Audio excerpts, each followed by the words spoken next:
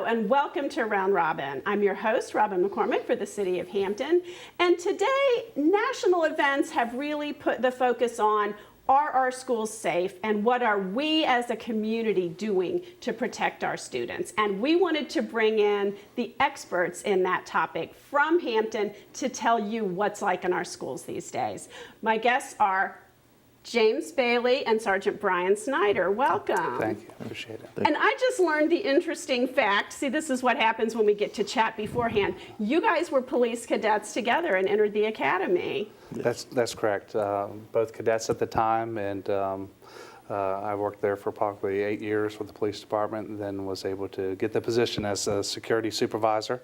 I was a school resource officer at Kickadan High School at the time, and loved working with the school so much, and did a lot of coaching at the time, and received the position there at the school division. I've been there ever since. So you're on the civilian side now. That's correct. And you're continuing in the police department, and you're a school resource officer. Supervisor, yes, Supervisor. And so are you in one of the schools now, or are you just the coordinator and the supervisor for the office? Coordinator and supervisor. I get the opportunity to go to all of them and visit with them. But I started at Bethel High School when the program first started with James Bailey. So.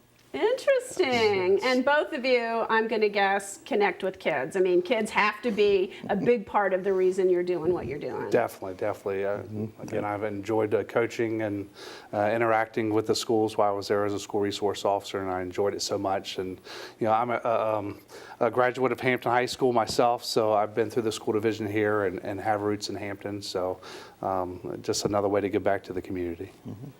So now you have different roles, though. You're in charge of the building security efforts and some of the things that go on to prepare students, right? Correct. I have approximately 40 school security officers. They're non-sworn. They work for the school division that are in our schools, protecting our kids and maintaining order and control and inspecting the grounds to make sure our kids are safe. I provide all the training with all the security officers. They're certified through the state, through the Virginia Department of Criminal Justice Services, so I'm involved with the training and network with the principals. I mean, they're the executors of their building, so I'm there to support them to make sure that we maintain a safe environment at the schools. And your job then is a little different. You're more on the proactive side most of the time. Most of the time, yes, ma'am. So what kinds of things do school resource officers do? Well, we're assigned. I have one assigned to each high school, middle school, and then I have officer-friendly program. And then what we have is a canine officer, narcotic scan canine officer, and then we have a truancy program that we participate in. But the main role is to provide that security and safety of the campus itself. A lot of things happen out in the community that the school doesn't know about, and then we have to interact with the schools and say, we need to put it on lockdown to provide safety for the students. And we interact in the classrooms. We have a Virginia Rules program that comes from the Attorney General's office in the state of Virginia, and it gives us the opportunity to get into the classrooms and teach the kids about the law, what it pertains to them, their responsibility in the community, and how it affects them when they interact with law enforcement officers. And we try to make that connection with them. So I know, schools have always had fire drills, which is part of school safety. Prior to my day, there were some nuclear drills. Get under your desk and hope for the best. Right. I think kind of was the motto. But now we have to worry about things like tornadoes, which Hampton really didn't have, and earthquakes, which just weren't here. Right. So you've got natural disaster safety issues as well. Right. Our emergency plans for our school division encompasses an all hazards approach. It's not just active threats. So we talk about, again, weather events that might occur. We're required by a mandate to conduct 4 lockdown drills now. A little bit different than when I went to school. We still have to do 4 fire drills, but we also do the earthquake drill now. That's an option for the principals, as well as our tornado drill in March as the springtime comes about. So there's a lot of preparation. The staff and students do a wonderful job. I mean, it's better to train before something like that occurs so they know what to do.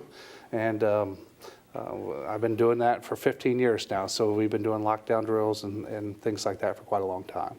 Well, So- the physical security of the building has changed too. I mean, Right. obviously from when we were kids, but even just, 10 years ago, when my kids were in school, I would walk up to the front door, pull it open, go into the office, sign my name on the thing, and walk around, grab a tag and walk around the building. Right.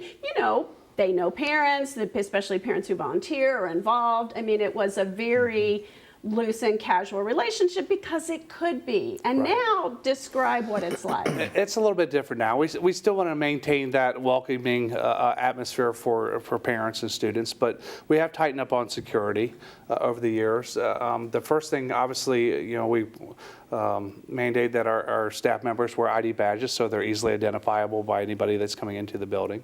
When a parent or other patron comes to the property, we utilize the A-phone access system. So a parent will actually have to push a buzzer, and we welcome them to the school and ask them what their purpose is so we can identify it and to make sure there's no threats, obviously. But it threw me the first time, because I'm volunteer with the Mayor's Book Club from time to time, and I've been a lot of our elementary schools, and, you're like, Right.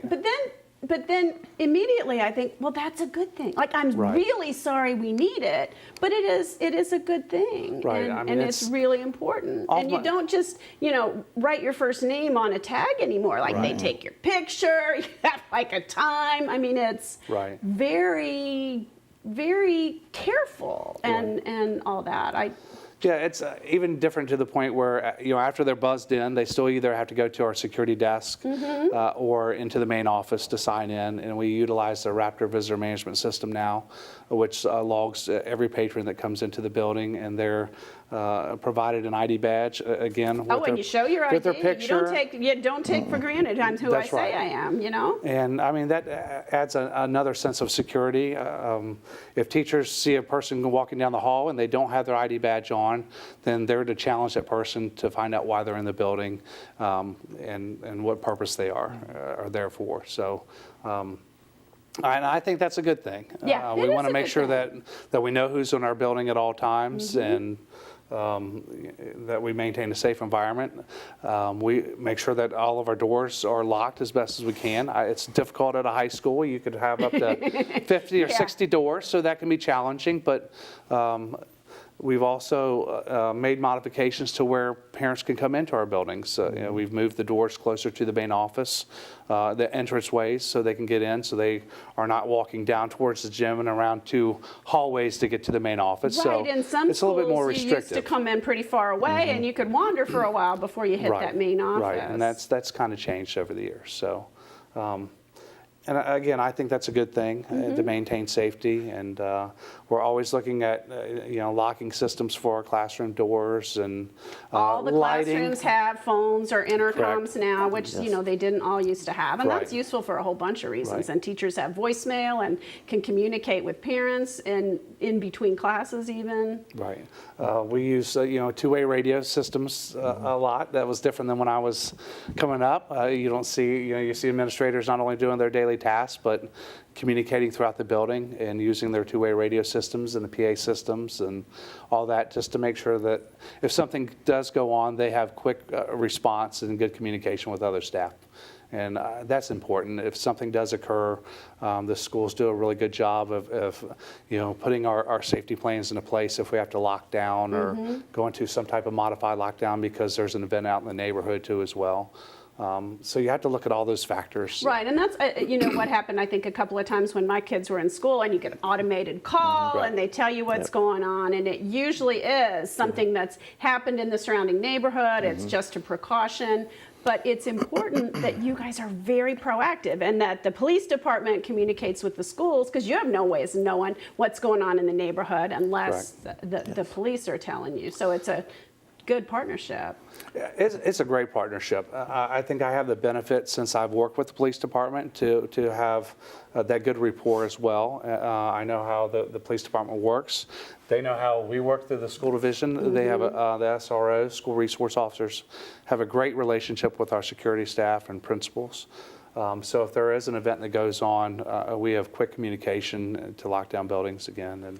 Well, and sometimes what goes on isn't an actual event, but it's a rumored event. I Correct. mean, with social media now, with gossip, and I mean, there's always been that, and there's always been words spreading, but it's so quick now, and Correct. it's so big, and everybody knows about it. So what happens when something like that happens, when a rumor gets started that something's going to happen at school, which happened just recently? Correct.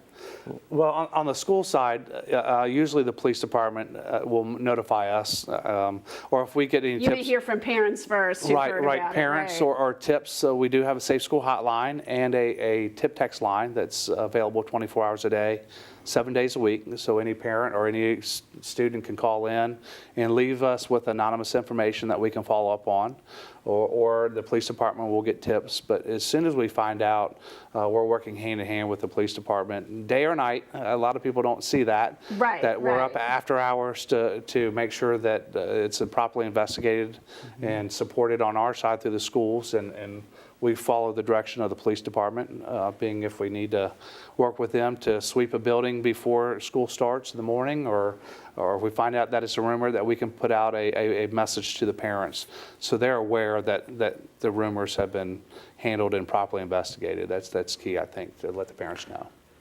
And foremost, we take every one of them serious, and we investigate them as a actual threat until we can determine otherwise, whether it be a rumor or active. And then we work together. Obviously, these most recent ones, we were probably talking 2 or 3 o'clock in the morning, comparing notes, getting information out, trying to figure out what our game plan was going to be for the morning, how much visibility do we want to have there from the law enforcement side versus the security side, any other action plans that we need to put in place, just to make sure that we show that presence and we give the comfort of safety in the building. That's our most important thing, is we want the parents to understand and the citizens to understand that we are putting every measure. We have full support all the way up the chain of command on our side, their side, and they all work closely together, and we stay in close contact. We're reviewing our plans, reviewing our safety plans. If there's improvements that we need to make, we make them. And we also learn, unfortunately, from these other events, what can we do better to provide a better service. So. It's important that we all are proactive, that people, as you say, communicate with the school system and or the police if they hear something, and not try to determine themselves, oh, it's just a rumor, but to let you guys investigate to find out what is really going on. Right. Now, all these physical changes to the building, that had to cost some money. Who paid for that? Did we as taxpayers fund that? Because we should. Right. Yes, it comes from tax money. We also work hard to gather money from grants. We just received a grant this past year for $100,000 from the state to continue to improve upon our existing plans, purchase more radios. We have a fob system that we're working on at several of our schools right now, to where we will no longer need to just use keys. Oh, that's We would smart. have quick access. And you can also turn off someone's access Right. should that ever become an issue. That's correct. So we're working on that with some of the money too as well. And of course that can be expensive at times with all the equipment that's needed to make those upgrades occur.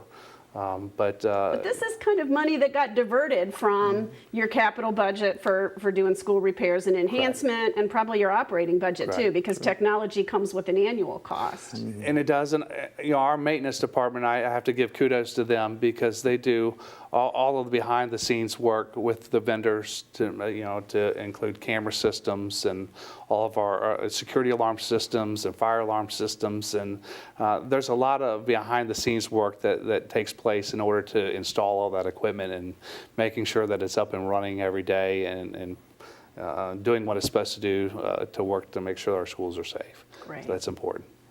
So. Well, is there anything else you all want to add before we close? Just, to have the parents know that we are working day and night. You may not see that all the time, but, if a threat comes out or a rumor is spread, that we are going to take every tip that we get from our Safe School line or through the police department and work day and night to make sure that our kids and staff are safe. That's our ultimate goal out here, and I enjoy doing it. It's been a long time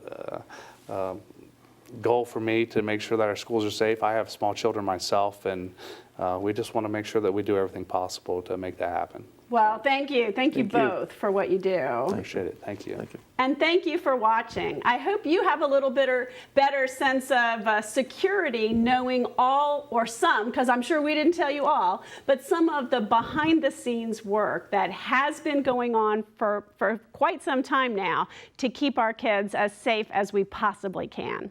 Thanks for watching.